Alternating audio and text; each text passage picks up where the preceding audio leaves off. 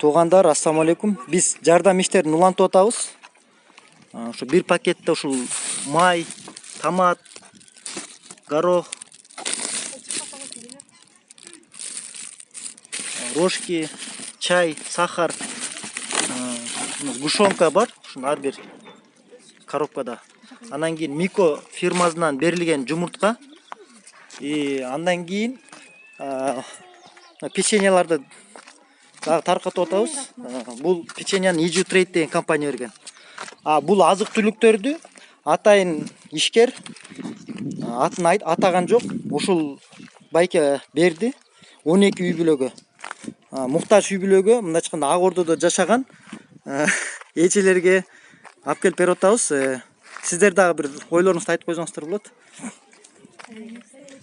Рахмат, ушундай оор күндө элим бареке